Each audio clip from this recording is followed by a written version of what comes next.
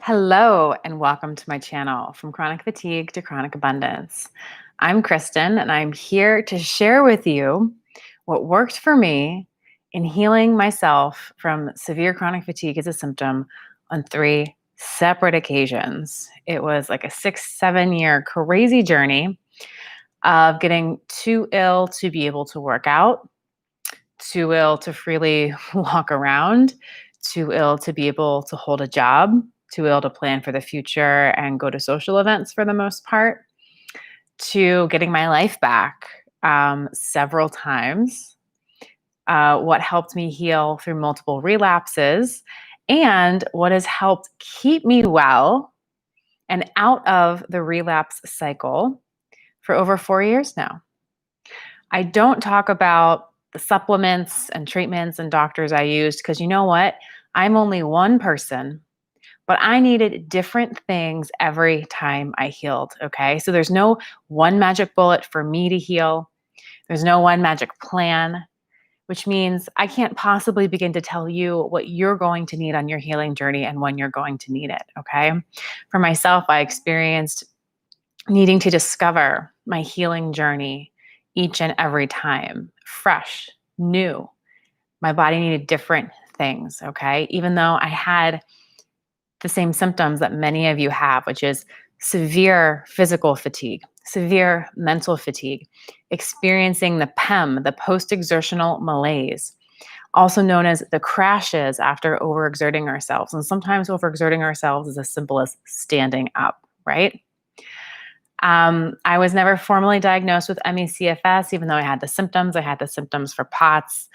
I had a whole slew of other diagnoses that I'm happy to talk about if you ask me questions about them. But for the most part, I talk about the one thing that helped me heal each and every time. And that one thing that helped me heal was my mindset. I'm not saying that mindset is all I needed to heal. I'm not saying that it was in my head, and I'm certainly not saying it's in your head.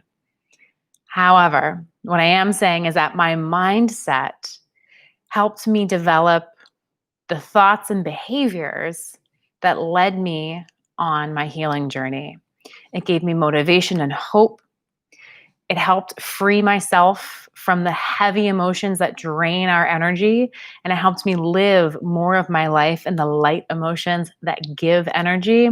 And that little difference in energy from my mindset, changing my emotional outlook, helped fuel my healing journey, however slowly it did that at first. Okay. So this is my Thursday live Q&A. I'm here to answer your questions about life with severe chronic fatigue as a symptom. Maybe you don't have a diagnosis yet. Maybe you've been diagnosed with ME/CFS or lupus or fibromyalgia or hypothyroidism or Lyme's disease or any of a host of other diseases that are associated with severe chronic fatigue as a symptom. Maybe you're still just looking for answers. Whatever the reason, there's a lot of commonalities in living with severe chronic fatigue as a symptom, regardless of what we have or have not been diagnosed with, and regardless of what is or is not at the root cause of our fatigue. All right. And I'm here to help you guys talk about that, to share what I call the healing mindset with you. And no question is too big or too small, too weird or too personal or too anything. Like, we'll talk about just about anything on here. All right. I'm not easily offended. I'm not going to get upset at questions you ask me. If I really am truly uncomfortable answering a question, I'll just tell you that. Okay. So go ahead and start typing up your questions and pop them in the chat box. I can sit here and just talk about whatever's on my mind, whatever I think is important for you. But I don't enjoy that. I don't think I'm necessarily that good at it. I'm sorry if you could hear the sirens in the background. It sounds like there's a cop car. I live in the center of a city, so we hear sirens a lot. Maybe I'll give it a second to pass. It sounds like it's going away. So where was I? I was telling you to get your questions into the chat box because I can sit here and talk about things, but I don't enjoy it. I don't think I'm very good at it. And I don't really know if that's what is going to help you to hear today. So if you leave me questions, let me know where you're at. Tell me what you're struggling with. Tell me what your big challenges are. Tell me what sucks right now. Maybe even share some of your wins. It gives me more guidance to talk about things that are relevant to you in your life today. And that's better for both of us, really. So get those questions together and get them in the chat box. If you don't have questions, I still love a wave or a hello or something so I know who's here with me. I see there's one or two people on the live stream this week. Let's see, last week was slow to get started. Last week, for the first maybe half hour, it was just me talking about whatever I can think of. Oh, I just noticed how crooked this is. But it did pick up and we went a little bit long because I had the time, and I'm always happy to answer more questions as they're coming in. So today, unfortunately, I'm not able to go long. So if you guys have questions, you want to get some conversation happening, if you want to get my input on things, if you want to get other attendees' input on things, it's better to get those questions in early today. Let's see, I had a thought there. I was going to go down and then I just completely forgot about what it was. It completely left my mind. So it goes. Let's see. All right. So to talk about some things that I think are important, some of my favorite things to talk about maybe aren't your favorite things to listen to, but one of my favorite things to talk about is our emotions that we have, the really heavy emotions that are super common and super understandable when we're severely ill with poorly understood health conditions that conventional medicine just isn't set up to address. Right? You know what I'm talking about. We go to the doctor, we go to multiple specialists, and they do all the blood work, and there's nothing wrong with us. We're completely fine. They tell us it's in our head. They refer us to a psychologist. Maybe they prescribe us an antipsychotic. Maybe they tell us just to stress less. They're completely not helpful. And not only are they not helpful, they're actually harmful in how dismissive they are and in the assumptions that they make about some of us, about what's really going on for us. And when we're ill like this, we have to have a lot more, not just self-accountability, but we really need to be our own advocates. We need to be standing up for ourselves. We need to be saying to doctors, I'm not psychotic. I'm not making this up. There is something going on. If you don't know what that is, and I'd appreciate you telling me that so I can maybe get referred to somebody who does, right? The unfortunate thing though is that most conventional doctors, the vast majority of conventional doctors, don't know how to even find out what's wrong with us. They don't know how, they don't even know anybody that they could refer us to, because nobody in their conventional network has been trained to help people like us. That's why so many people find more success by going to alternative practitioners and exploring alternative means of health. Functional medicine doctors, holistic doctors become really popular, naturopaths, and there's a lot of mixed success with those doctors. I'm not at all saying that all of those doctors can help all of us. That's just not true, unfortunately. It really comes down to finding the right person to help us at the stage we're at in our healing journey. I know I myself, especially the first time I healed, I worked with several people who helped me through different phases of my journey. None of those through my first recovery were the right person to help me all the way to where I was, but they did help me get through different parts. Okay. And that piecemeal approach to finding practitioners who can help you is how some people get better, or at least see some relief of their symptoms.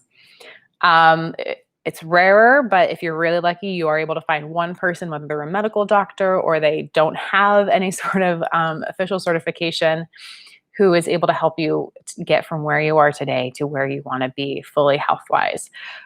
It takes a lot of time to search for these people, unfortunately. And it's not like you just find a doctor and you commit to them once you've seen them once. It's really more of an interview process. You've really got to think of it as, well, okay, I found this doctor. They seem pretty great.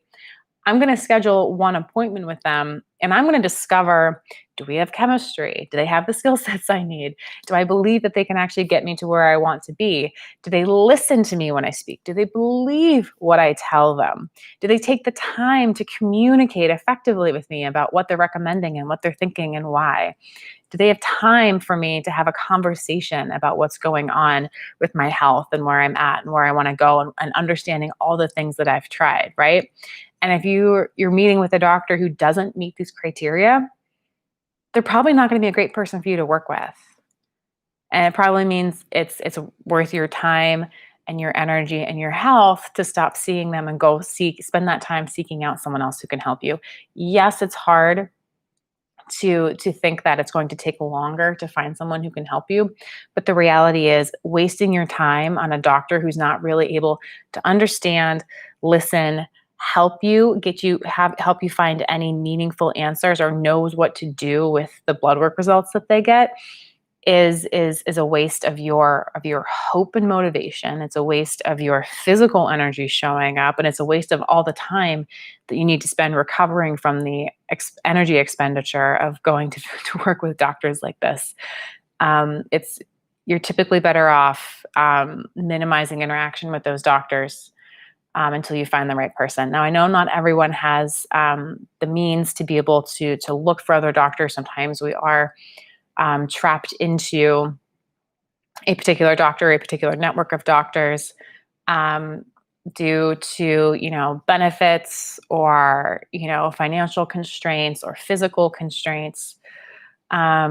But if you are able to, I cannot stress that highly enough, finding the right person to work with you and really evaluating them fully, not just like walking in and being like, okay, I'm going to trust whatever this doctor says, but looking at every doctor as a partner. Because the best doctors who work with patients like us know that they're not there to just vomit out a plan for us to follow. They're there to work with us as partners. I know I started that that conversation on one topic about heavy emotions, and it ended up being a conversation about doctors and what to look for, and my personal benefits from continuing to search for the right doctor to work with. I'm going to organize my tea over here. I've got my tea steeping, and I've got to pull my tea bag and my loose leaf tea out here. So I'm hoping there'll be some questions in the chat box when I'm done. And if not, I'll continue my conversation about heavy emotions. So one of the things, I have two things in my tea here. One is this bag of rooibos tea. It's a South African tea, really good stuff. And then I also have like loose leaf tea in here that is Tulsi tea. Tulsi tea is an Indian tea, and Tulsi is also known as holy basil tea. So it's a type of Thai basil plant that actually isn't a tea, it's a tisane that has no caffeine in it and is an herbal tea that is an adaptogen. So if you've heard of the more popular ashwagandha as an adaptogenic herb that can be very helpful for people with energy issues, Tulsi tea is my preferred adaptogen of choice, with similar benefits to ashwagandha, but I enjoy drinking this supplement in tea form every day as opposed to taking yet another pill on a daily basis. Hi, Jamie. It has been a while. How are you? How is work? And I forget, I was going to ask, how is your wife? But now I'm not sure if it's your wife or your girlfriend. You'll have to remind me. Oh, Jamie, I'm right there with you. Jamie says she has heavy emotions. I've been too stressed about COVID and all the racial tensions. I've had a headache on and off for 2 or 3 weeks. Yeah. Lisa, it's like living in the US. If you live anywhere near a city, outside a city, it has been extremely tense. I'm with you. I've definitely personally been giving myself a lot more space and time to emotionally process everything that's been going on.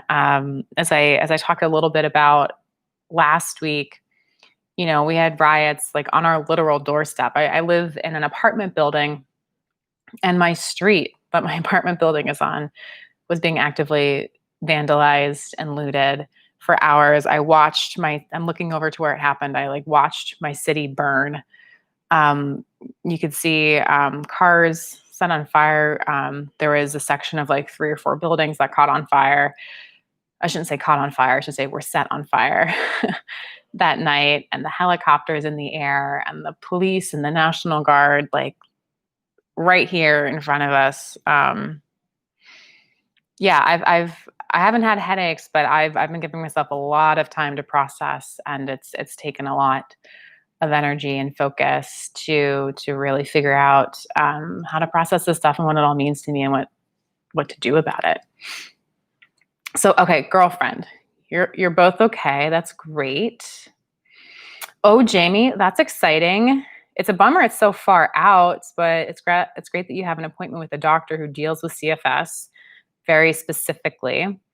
There aren't a ton of those who will list like CFS on their website saying that they deal with it. I'm curious, is it a doctor who specializes like in just CFS, or is that one of a constellation of diseases that they treat?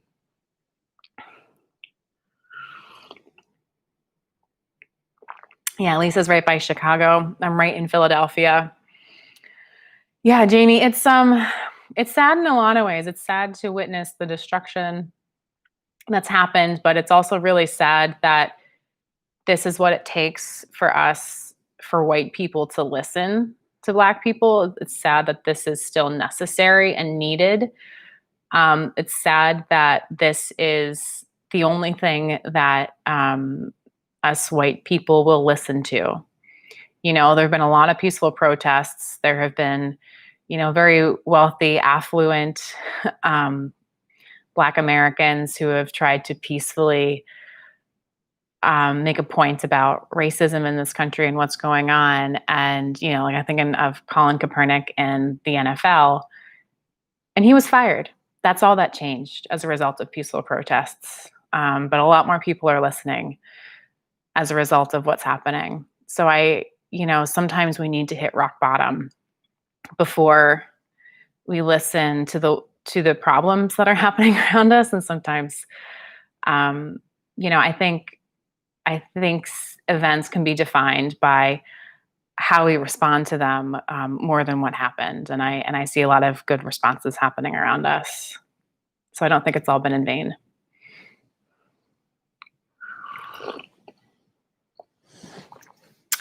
This new race shard thing is upsetting. I'm not familiar with that. I'm going to do a quick Google search. We don't have to talk about it, but I'm just,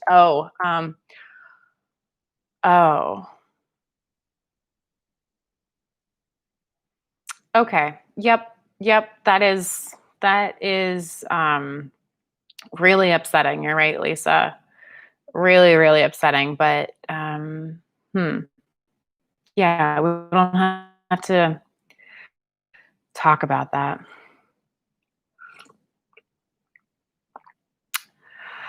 Yeah, meditating, just, I can't say I've done any extra meditation. That's not what works for me. And I'm going to share what I've been doing, what works for me. And I'm not saying it's what is going to work for anyone else. I'm just going to share it to give you guys, some insight into like me and what works for me and some other ideas to maybe think about and trying out and seeing how they work for you. It hasn't been meditating for me. It's simply been allowing myself to be really uncomfortable. I was initially trying to resolve how uncomfortable I felt about the riots and thinking about race and watching my city torn down and burned and boarded up. And that wasn't working. In fact, I was getting more upset when I was trying to make myself feel better, when I was trying to get to a place of like, peace and happiness. And I realized I shouldn't feel peaceful and happy in response to this. Like, that's not a healthy, normal response to what I witnessed firsthand. It's very healthy and normal and okay to feel really uncomfortable about everything that's gone on. And once I allowed myself to feel uncomfortable, and once I made it my goal to just get comfortable with being uncomfortable for a few days, that's when my subconscious mind and my body were freed up to really process what was going on, and I could figure out what I want to do about it. That was really, really helpful for me, and allowing that process to take some time and allowing it to be messy and just saying, I don't feel good right now, and that's okay. Because that's part of the point of all of this is for me to not be feeling okay for a little bit, to wake me up and snap me out of, you know, um, to snap me out of how okay I think things are. And for me personally, oops, sorry, I hit that. For me personally, what's been helpful for me is to order some books and start reading a book about race to understand it from the Black perspective, a Black perspective, I should say. And reading that book has been good. I've been having hard conversations with people I know well, and also with business acquaintances, conversations I would normally let slide. I'm engaging in those. I have found some Black-owned businesses to support financially, to find products that I want, to find things I would buy anyway, and going out of my way to support Black businesses that way, and continuing to ask myself what I can do, and by doing those things, that has eased my mind and my body more than all the normal self-care stuff, because this discomfort isn't about me and my perception of life. This discomfort is about the way the world is, and the only way to change the way the world is to take action. It's the only way we're going to change the way the world is. And I'm pretty happy not ignoring what's happening to make myself feel good. I feel pretty good. Just allowing myself to be uncomfortable and allowing that change to take place as a result of being so uncomfortable. Again, not saying what anyone else needs to do. I'm just sharing what's worked for me personally in the past few weeks, because I've had to really focus on this. It's been a really big part of my life for the past 2.5 weeks. Jamie, he's super booked up. Yeah, that's not surprising, especially if he's a super specialist like that. It's one of many things that he treats. Honestly, it's a good sign that he's booked up, because it probably means he's pretty good if he has a lot of repeat clients, a lot of repeat patients, people who are going back to see him over and over again. It means he's probably effective. Maybe he has a lot of new people who are trying to see him who've been referred.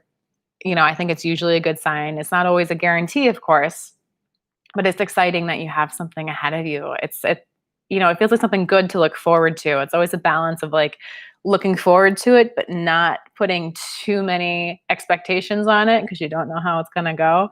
Avoiding disappointment is part of helping to manage our sense of hope, and not lose too much. So,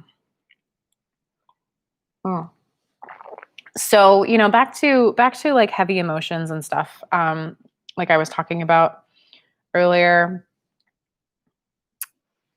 I guess that it really ties into also what I was just talking about, is that we can have heavy emotions. In fact, we should. It's human and normal and okay and not a problem to feel sad sometimes, to feel guilty, to feel uncomfortable, to be unhappy about things that are happening in the world, to feel depressed sometimes, to miss the life we used to have. It's okay to feel all those things. If you never felt any of those things, I'd worry about your health, because it would feel like something might be wrong. And it's a balance between feeling those things and really, really leaning into them and listening to the message that is inside those emotions. And then being able to stop dwelling in them, don't live in them too long, being able to revert those over to the lighter emotions that are more energy giving. One I've talked about recently for business is the emotion of anger. Let me go to Jamie's comments before I continue on anger. Let's see, Jamie says, unfortunately, I'm paying for this despite having public health care in the UK. NHS doesn't offer you anything effective for your particular problem. I've heard that a lot in the UK, that the NHS is not helpful at all to people with CFS, that they're still promoting a lot of the harmful like get methodology. And what you're going through is kind of similar to what we have in the US here, in that like I don't have state sponsored health insurance, but most Americans have employer sponsored health insurance, or you can buy your own health insurance. But then health insurance doesn't allow you to just go anywhere and see any doctor. They work within networks of doctors and providers. And the insurance only covers anything within that network. So if there isn't anyone in your network who can help you, then like I've done, you're stuck going to people outside the network, and you have to pay for all that out of pocket in addition to what you're paying for normal insurance, which you have to have. So it's a financial nightmare to be able to see these people. But when you find the person who's able to help you, it's worth every penny, getting your life back, being able to go after making more money again. Like it can pay for itself many, many times over when you find the right person. As Jamie puts it, great for acute problems or physical trauma, not great for chronic conditions. Absolutely true. Absolutely true. Okay, so the heavy emotion of anger. And heavy doesn't necessarily feel like the right word to describe anger, but I'm using the word heavy emotions to describe any emotion that takes away more of our energy than it gives. And anger definitely consumes a lot of energy. Short term, it can feel like anger gives us energy, it can make us fired up, it can give us the energy to fight back, to stand up for ourselves. But that short-term energy it gives is very easy to translate over into a crash where we're being robbed of more energy than we have. So I really feel that anger is more of a heavy energy robbing emotion. And it's important to really feel the anger that we're experiencing, but then also have enough presence and awareness internally to not get wrapped up in the anger, to not let it carry us somewhere we don't want to go, to not identify with the anger. There's a problem of whenever we feel angry, it's easy to feel as if the anger is us, when really the anger is just kind of like a shirt we're wearing at the time, all right? It's just a layer to us. And it's something that arises as a response to something else. And the way I see anger and the way I talk about anger is that anger is a natural and healthy response from the body whenever the mind realizes that one of our own core needs has been violated or has been threatened. Okay? And we also don't believe that we're going to be able to protect ourselves from this again in the future. And the anger is really kind of a social emotion. It's, sometimes we can be angry at ourselves, but like the most intense flaring anger is usually in response to something someone else has done or said, or something they have done that has inadvertently harmed us in some way. And when we can acknowledge that about anger, that it means that a boundary within us has been violated or threatened, then we can start to ask ourselves, okay, what was the boundary? What was the core need of mine that was violated or threatened? And then we can come back to focusing on what we need to feel healthy, happy, and whole. And maybe someone has taken something away from us that we can't get back. And it can be very hard to get over our anger when that happens. But when our energy is so low already, the more time we spend in anger, the more energy it's robbing from us. And that means the less energy we have to enjoy the good things that are in our lives, the less energy we have to feel good even for a few moments a day, the less energy we have to pour into our healing journey, right? So as hard as it can be, Once we shift the focus back to ourselves and our own needs and boundaries, we can start looking for ways to protect those within ourselves. We can begin looking for ways to begin to shore that back up, because as much as we might think it would feel good for something to happen to that person that we're angry at, that's very temporary and fleeting if we do even feel good as a result. And what we're left with is the fact that our core needs still hasn't been met all this time. We're living without our core needs met all this time. And the best thing for ourselves to do is to replenish that. Like here, like an example I'm thinking of, um, I always come back to money. I always come back to the bank account reference. If you have $100 in your bank, like every single morning you wake up with $100 in your bank, that's your energy allowance. As someone who has severe chronic fatigue as a symptom, a normal person might have 10,000 in their account on a daily basis. You only have 100, and someone comes and steals $100 from you, or $101, let's say.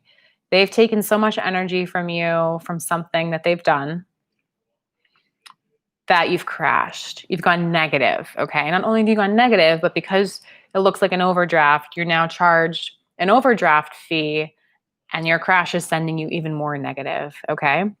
And whenever you wake up the next morning, you're not back at $100. Now you have $100 minus the one, minus the one that the one extra that they stole, plus minus the $35 overdraft fee. Okay. So instead of $100 in your bank account, now you're only at $64. And that's how it is every day going forward, because that overdraft fee kicked you in the butt one day.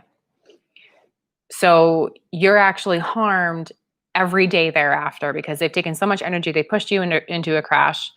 Your new energy balance is even lower than it was going into the future.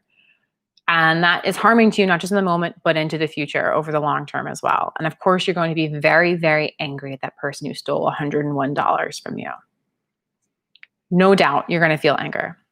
No doubt you're going to want to go after them. But in this case, let's say they're getting away with it. Okay. There's no proof. No one saw them. You're never going to get your $101 back from this person. You just can't. But you're angry and you're still hoping that they trip over a curb and land and bust their face someday, right? And while you're hoping and thinking about this, what you're not doing is building your bank account back up. And building your bank account back up is actually the thing that's going to help you the most in this scenario. It doesn't feel just. It's definitely not just. It's definitely not fair. But long term, you are going to be better off the more you focus on meeting your core needs, protecting them now and into the future. I'm afraid that isn't super clear. If you guys would appreciate more of a story example of that, I can give one. But if not, I won't. You have to ask for it.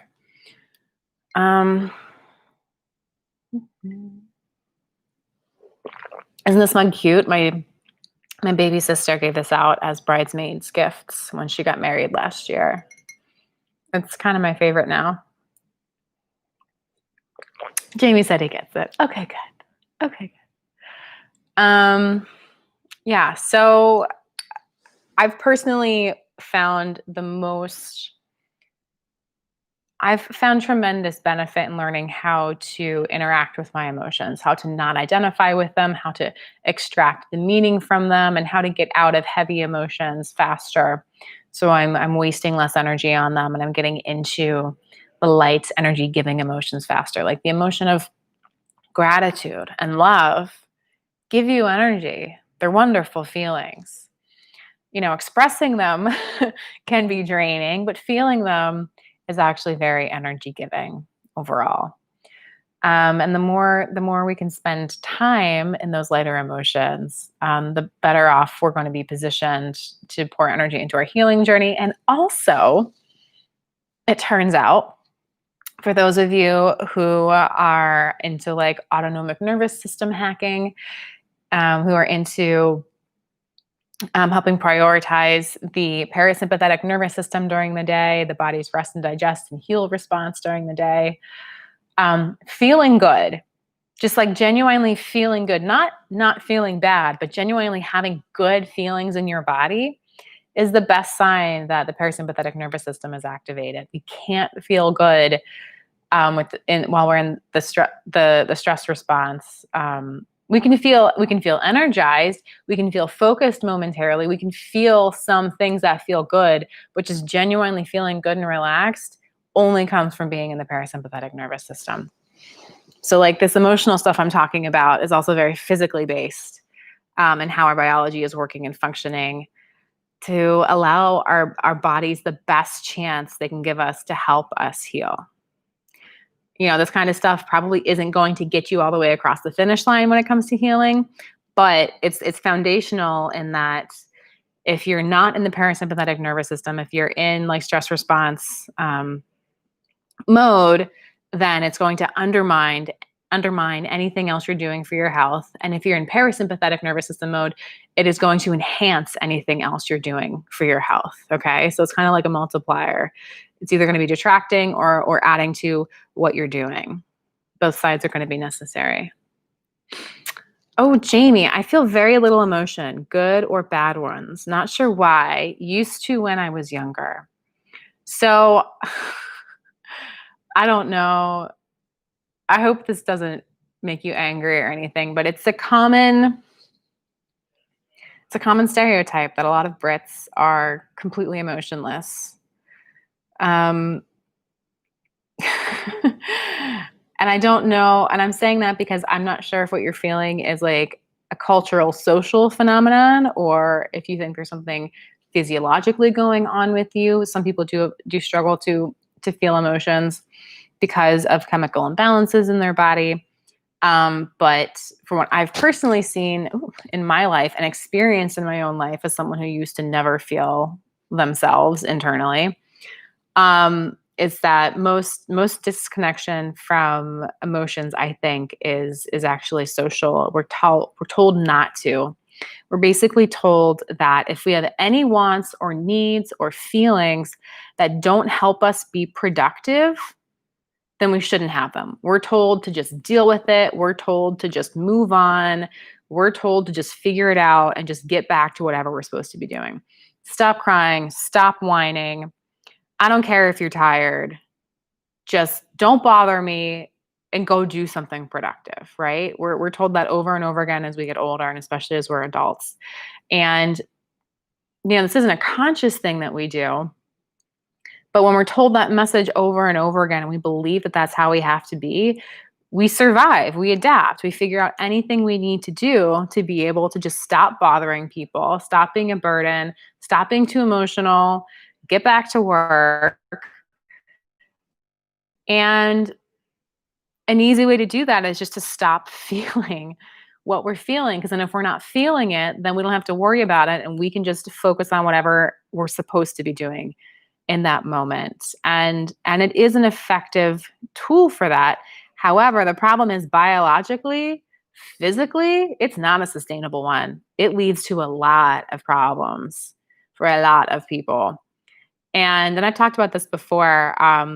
Before I got sick, I was really a completely different person. I not only was like very emotionally shut off, like when I would experience emotions, is because they were like so far at the extreme end that they would just burst out of me in these bizarre and intense and overwhelming expressions. No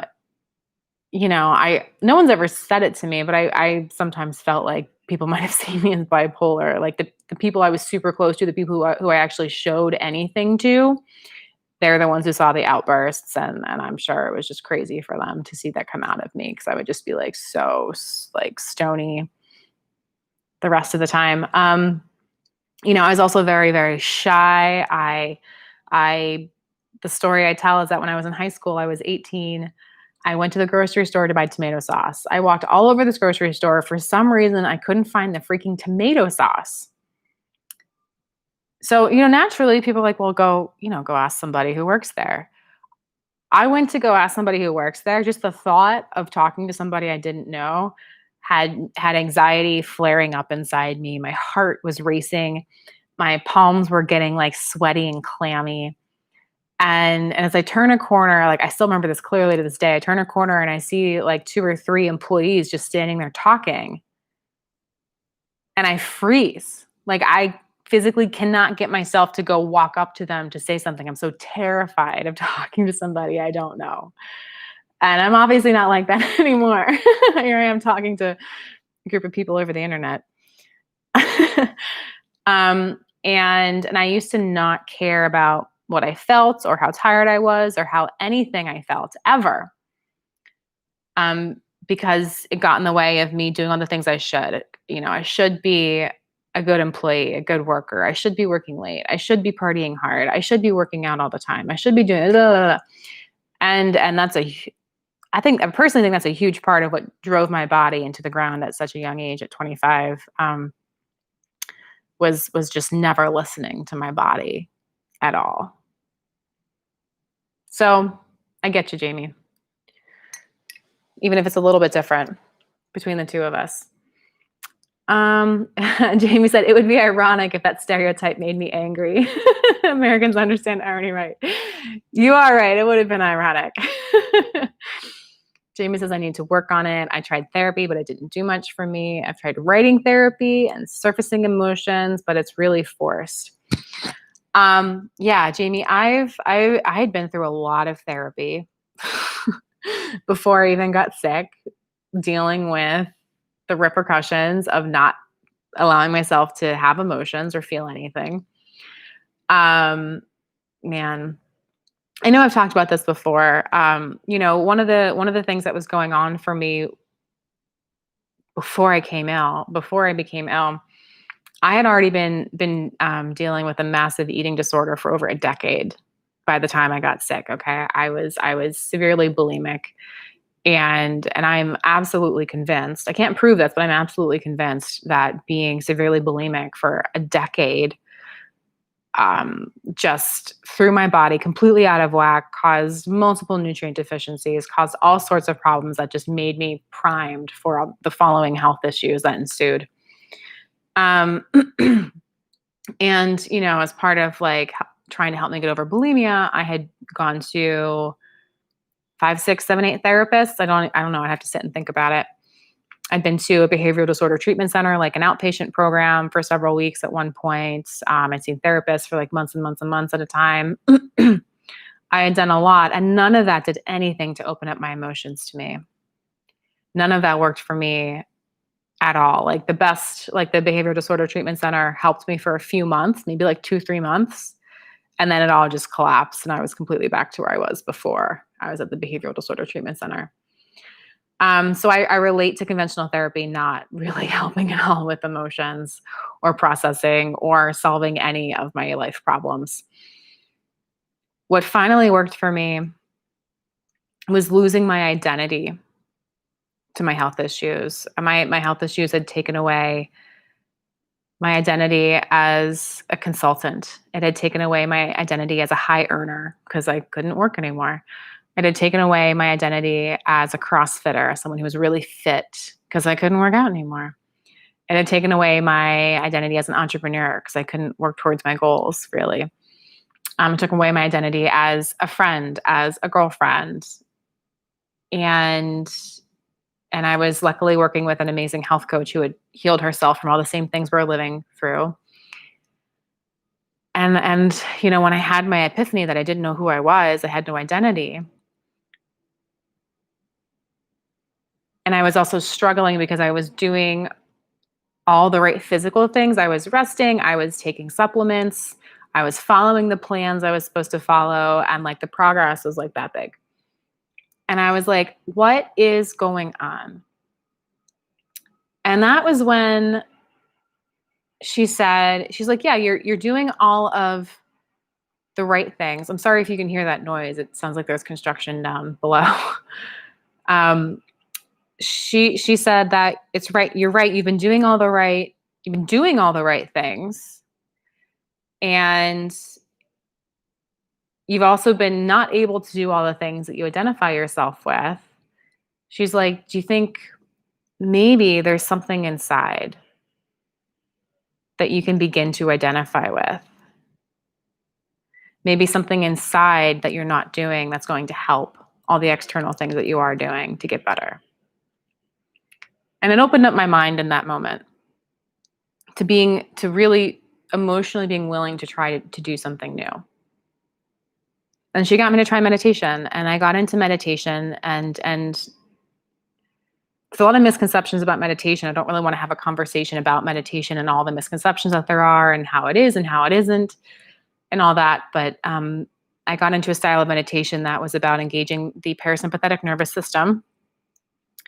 And she helped create a space for me to allow my emotions to come out in those meditative sessions that were very short. They were all like 5-10 minutes. And they weren't with her, they were on my own. But as I just simply started to allow emotions to come out, and I simply realized that they matter and that I did care about what they are, they slowly started coming to the surface for me. And I still work on letting more emotions out and processing through them. And like it's not like a done process for me.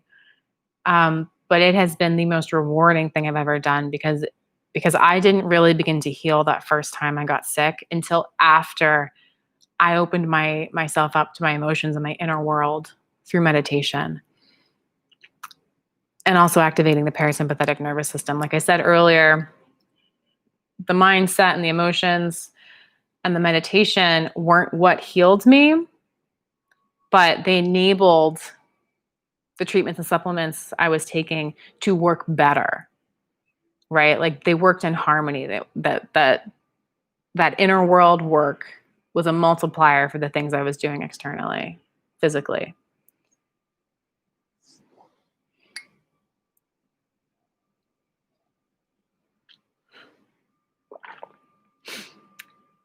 Lisa says that sounds like her daughter in the grocery store. She always asks me to ask for help. Oh yeah, that was absolutely me. My mom couldn't get me to talk to anybody because I don't think my mother ever understood what was going on for me internally. I don't think she ever realized that I had such massive anxiety that it was scary and terrifying for me to talk to people. I don't think she ever knew the tremendous emotions I was having as a result.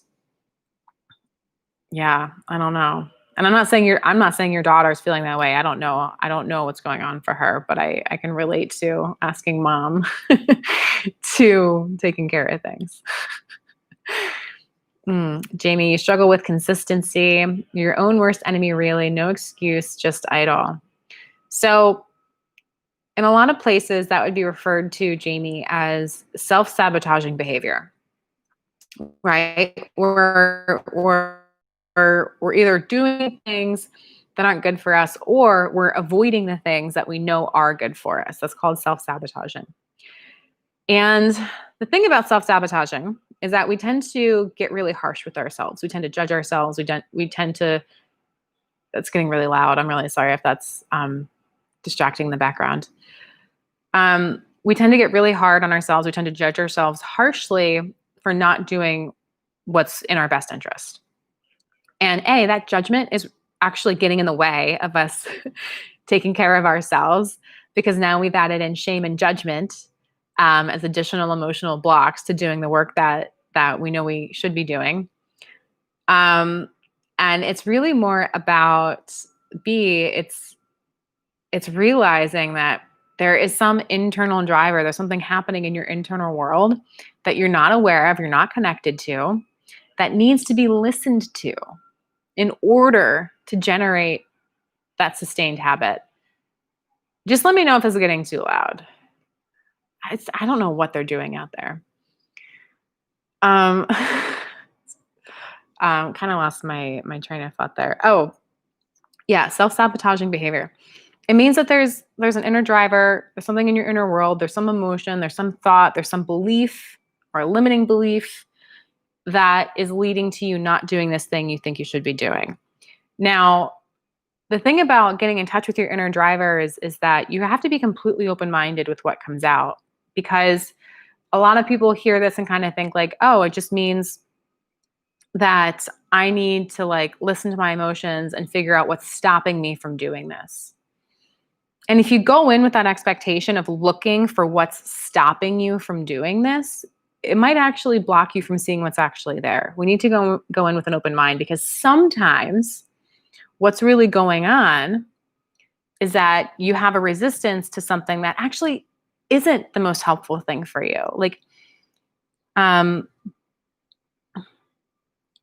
I guess I don't want to like, I don't want to make any assumptions about whether or not meditation really is the right thing for you to be doing right now. Maybe it is, and maybe it isn't.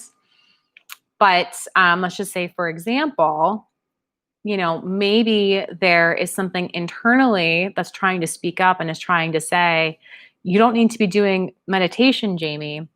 You need to be doing more EFT, okay? Like tapping or something. I'm not saying that. This is just I'm creating a story out there as a what if. And it could be that, like, you've had this amazing experience with EFT, and for whatever reason, you've got your mind set on doing more meditation when really your body wants more EFT. Okay. But you have to go into your emotions, asking, why am I not doing this? What's getting in the way? What am I really feeling and thinking and believing? Okay. And just be open to whatever the body tells you, whether the body is telling you that we're not doing that because it's actually not the right path forward. Or it might say something like, we're not doing meditation because we're actually kind of deeply afraid of how our relationship with our girlfriend will change if we get better. And I'm not trying to project that onto you. It's something I know I had gone through a little bit my own. It wasn't a big issue for me, but there was definitely a point when I began healing the first time I was in a relationship. It was that bad relationship I was in, I've talked about before. There is a little bit of hesitance. I wouldn't even say hesitance. There was a part of me that was almost afraid to get better because I didn't know what would happen to our relationship. And there was a part of me, I think, that kind of knew that if I continued doing meditation and I continued feeling my own emotions and becoming more self-aware, that it would mean the end of the relationship I had with him. Now, luckily at that time, my dedication to my healing and my focus on my healing was greater than my dedication to and focus on my relationship. So I ultimately didn't have to deal with too much self-sabotaging behavior around that. But I did see in myself briefly a fear of, oh, this might be over. And if I had been in a situation where that relationship was more important to me, then it might have led to some, self-sabotaging behavior. I might not have continued on with the meditation if my internal unconscious priorities had been to stay in the relationship. And I might not have gotten better if things had gone that way. If that resonates at all. Oh, you can't hear it? Oh, good. I'm really glad you guys can't hear it because it's so freaking loud right now and annoying. Yeah, so whenever I hear people calling themselves their own worst enemy, my heart goes out to you, Jamie, because you're not your own worst enemy. It just means that your mind and your emotions are in different places, because as much as our mind wants to think that it runs the show, our conscious mind thinks that, like, I will say this and then I will do this and this will happen. Our emotions are really running the show. Our emotions are what lead to self-sabotaging behaviors, and they're what drives our impulses and our behaviors and things like that. And when there's this self-sabotaging behavior, it simply means that we need to allow the conscious mind and the emotions to interact more. So they're speaking more, so they get on the same page again. That's really ultimately what that means. And go in with an open mind without expectations as to what the outcome is going to be on how to move forward. That's what's worked best for me, and I think might be able to work best for you if you are willing to continue experimenting and finding what what allows your emotions to come out the most. And maybe it is meditation. I don't know. Jamie says, like the protective symptoms my brain are giving me are working, and the fact they're keeping me from facing greater pain.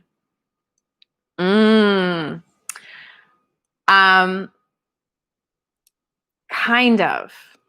So here's the thing about what you're talking about, and this is a great point. The protective symptoms your brain are giving you are working because they're keeping you from facing greater pain right now. But here's the thing about emotions. Just because the brain has said, I am not going to pay attention to this emotional pain right now, it doesn't mean the emotions go away. This is where I get uncomfortably close to woo-woo. So I want to be careful. I want to choose my words carefully.